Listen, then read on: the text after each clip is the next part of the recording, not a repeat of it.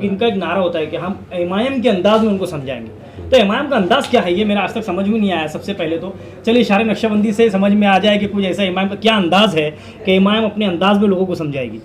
देखिए, किसी पे अत्याचार करना मजलिस का स्टाइल नहीं है, बल्कि अपने लिमिट्स के अंदर डॉक्टर बाबा साहब अम्बेडकर के बनाए हुए कानून के तहत जितनी लिमिटेशंस दी गई है उन्हीं लिमिटेशंस का इस्तेमाल करते हुए, उपयोग करते हुए अपने काम मनवा के लेना, ये मजलिस का स्टाइल है। तो ये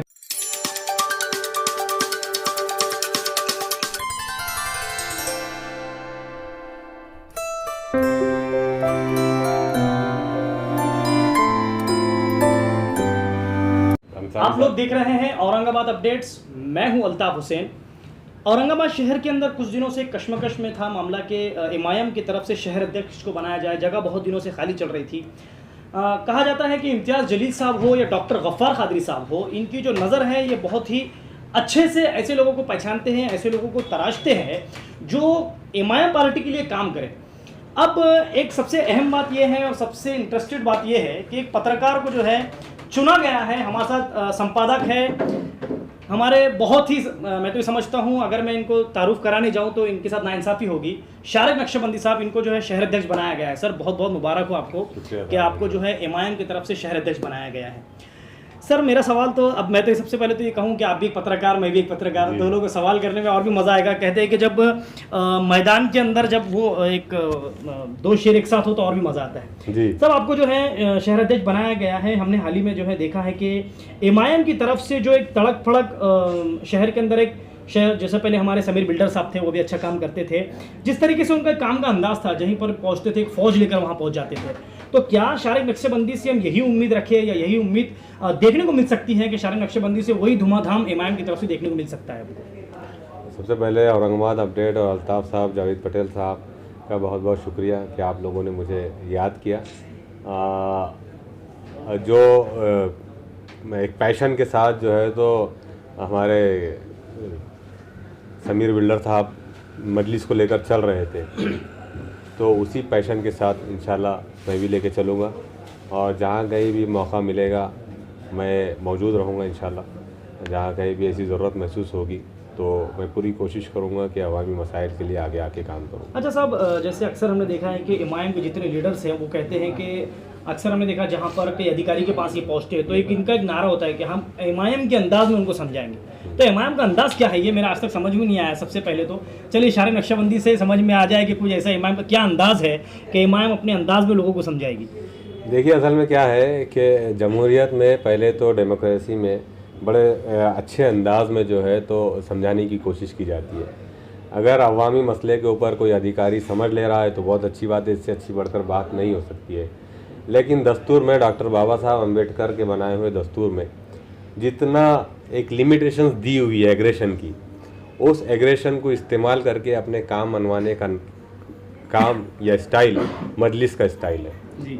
किसी पे अत्याचार करना मजलिस का स्टाइल नहीं है, बल्कि अपने लिमिट्स के अंदर डॉक्टर बाबा साहब अम्बेडकर के बनाए हुए कानून के तहत जितनी लिमिटेशंस दी गई है उन्हीं लिमिटेशंस का इस्तेमाल करते हुए, उपयोग करते हुए अपने काम मनवा के लेना, ये मजलिस का स्टाइल है। तो ये मजलिस का स्टाइल जी, और ऐसे ही मिलेगा इंशाल्लाह। जैसे हमने कल आपका एक बयान सुना कि भगवा झंडा आपने कल आते ही आपने एक विवादित स्टेटमेंट देना शुरू कर दिया। आपने, आप खुद एक संपादक है, पत्रकार है, कल आपने कहा कि महानगर पालिका से भगवा झंडा निकालेंगे। सर भगवा हिरवा ये मिलाकर ही तिरंगा बनेगा। फिर आपने ये स्टेटमेंट कैसे सर कह दिया कि वहाँ से? तिरंगा तो भगवे से और हरे से बहुत ऊंचा है। तिरंगे का कोई मुकाबला नहीं कर सकता, ना भगवा कर सकता है, न सिर्फ हरा कर सकता है। तिरंगा हमारे देश की शान है, हम उसे कभी कंपेयर नहीं कर सकते।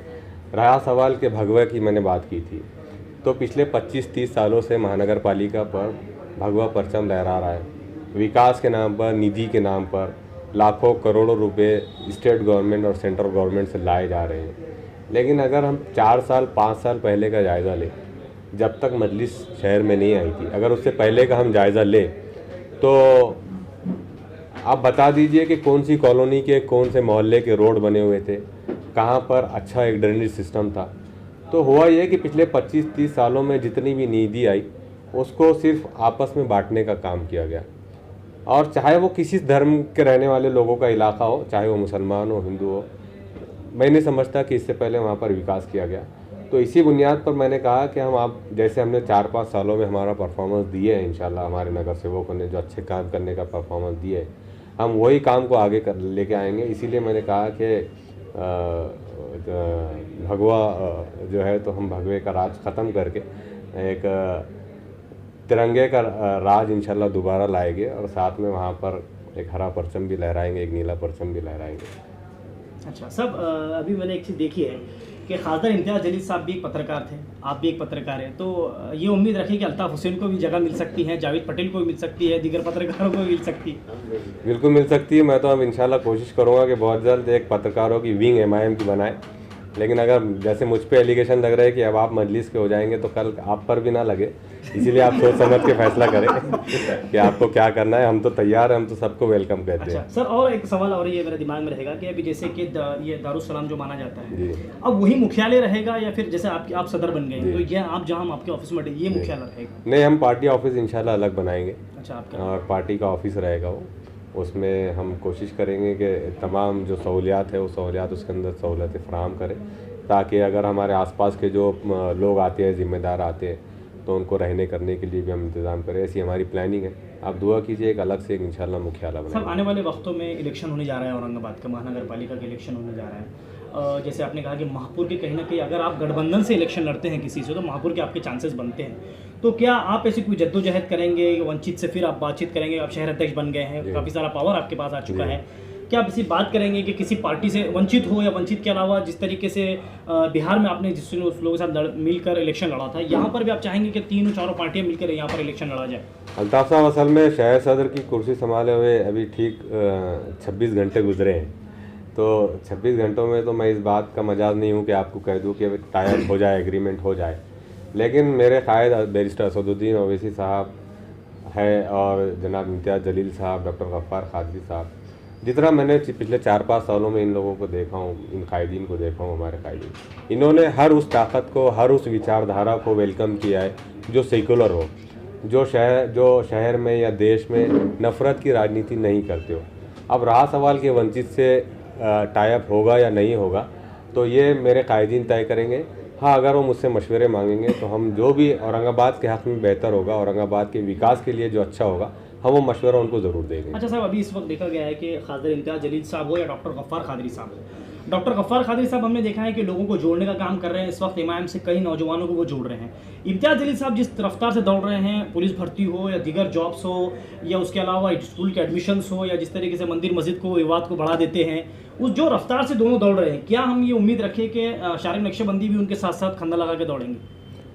हाँ, वो मेरे कायदीन हैं और उन्हीं की इंस्ट्रक्शंस पर इंशाल्लाह मैं आगे भी काम करूँगा। ये चूँकि दोनों महाराष्ट्र सतह के कायदीन हैं और औरंगाबाद शहरियान की बहुत ज़्यादा उम्मीदें इनसे वाबस्ता है, तो मैं कोशिश करूँगा कि इनके वो काम जो ये मसरूफियात की वजह से नहीं कर सकते, मैं इनके गायबाने में वो किरदार, वो रोल प्ले करने की कोशिश करूँगा इंशाल्लाह, और इनके काम को हल्का करने की पूरी कोशिश करूँगा। जैसा एक मेरा आखिरी सवाल ये है, जैसे कि आप खासदार इम्तियाज़ जलील साहब हो या आप हमारे सफ़ों में थे पत्रकारिता के, अब इम्तियाज़ जलील साहब तो आगे चले गए जी, तो हम क्या उम्मीद रखें? शारिक नक्शबंदी की सबसे आगे हैं या हमारी सफ़ में हैं अभी इस वक्त? आप ही की सफ़ में रहूँगा और जैसा हुक्म होगा क़यादत का, बैरिस्टर असदुद्दीन ओवैसी साहब का, खासदार साहब का, डॉक्टर साहब का, कल अगर वो कह दे कि आपको जो है तो एक कार्यकर्ता के तौर पे काम करना है, तो शारिक नक्शबंदी इंशाल्लाह कार्यकर्ता के तौर पे भी मजलिस के साथ खड़े रहेगा। अगर वो कल कहे कि आपको अध्यक्ष, उपाध्यक्ष के तौर पे काम करना है, तो वो जिस पोजीशन पर रखकर मुझसे काम लेना चाहते हैं, मैं उस पोजीशन पर रह के इंशाल्लाह काम करूँगा उनके साथ। चलिए, ये थे शारिक नक्शबंदी साहब। इनका ये कहना है कि अभी भी ये पत्रकारिता की सफ़ में है और इन्होंने कहा है कि जिस तरीके से काम किया जाता है उस तरीके से उससे और रफ्तार हो, डॉक्टर गफ्फार कादरी हो, इम्तियाज़ जलील साहब हो, इनके खांधे को खांधा लगाकर जो है ये काम करेंगे, जनता को जोड़ने का काम करेंगे। आने वाले इलेक्शनों में अगर इनसे कोई मशवरा लिया जाता है तो ये कहते हैं कि वो मशवरे में बहुत बढ़ चढ़ कर हिस्सा लेंगे। जैसे इन्होंने कहा कि कल इन्होंने एक बयान दिया था कि भगवा झंडा हटाने का, उसको इन्होंने क्लियर किया है, कहा है कि इसलिए जो 25 सालों से महानगर पालिका होते आ रही है, कहीं ना कहीं कुछ ना कुछ नाइंसाफी नजर आ रही है। शारिक नक्शबंदी साहब एक पत्रकारिता की नजर रखते हैं, एक बारीक नजर रखते हैं, तो कहीं ना कहीं इनको कोई चीज समझ में आती है। तो इनका कहना है कि सेकुलर बनकर अगर चला जाए तो काफी जनता को फायदा हो सकता है, औरंगाबाद की आवाम को पूरी तरह से इसका जो है अच्छे से ज़्यादा फायदा हो सकता है। शारीरिक नक्शेबंदी से हम ये उम्मीद रखेंगे कि कहीं ना कहीं नौजवानों को जो आप जॉब के लिए परेशान हैं सब हमसे उम्मीद रखेंगे आपसे कि मैं एक और जॉब पर आपने बात कही तो इंशाल्लाह सबसे पहला दो अहम काम है मैंने सोच रखा हूँ प्रायोरिटी पे। पहले तो संगठन को संगठित करना है, केडर बेस इंशाल्लाह हम संगठन को मजबूत करेंगे।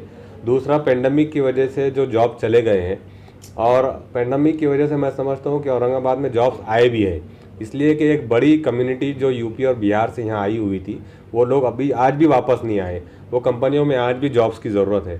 तो मैं कोशिश करूँगा इंशाल्लाह अपने साथियों के साथ मिलकर कि अभी जैसे जॉब अलर्ट इम्तियाज़ साहब ने शुरू की है उसी से अटैच करके इंडस्ट्रीज़ में जहाँ रोज़ाना की बेस पे डेली बेसिस पे वर्कर्स को अपॉइंट किया जाता है, तो हम कोशिश करेंगे कि बहुत जल्द ऐसे नौजवानों को जिनके पास फ़िलहाल कोई काम ही नहीं है, तो नहीं होने से बेहतर है कि कुछ हो, तो वो डेली बेसिस पे जिन जिन कंपनियों में अपॉर्चुनिटीज़ होंगी हम उनसे डेटा लेकर नौजवानों तक पहुंचाएंगे, इनका रिज्यूम वहां तक पहुंचाएंगे, एक ब्रिज का काम करेंगे और कोशिश करेंगे कि बहुत जल्द जो है तो शहर के नौजवानों को रोज़गार के लिए ज़रिया बने। चलिए, इनका ये कहना है कि रोज़गार के लिए भी बहुत ज़्यादा ये काम करेंगे, जनता इनसे जुड़ सकती है। जिन लोगों के पास बिल्कुल काम नहीं है वो भी हमारे शहर के जो ज़िला हमारे जो यहाँ के शहरी अध्यक्ष जिनको बनाया गया है शारीरिक नक्शेबंदी साहब, उनसे जुड़े, अपने जॉब के लिए इनके पास आए और जितना हो सके आप इनसे काम करवा सकते हैं। ये अभी इस वक्त मैदान में उतरे हुए हैं, तैयार है आपका काम करने के लिए। कैमरामैन जियाउल हक के साथ मैं अल्ताफ हुसैन, आप लोग देख रहे हैं औरंगाबाद अपडेट्स।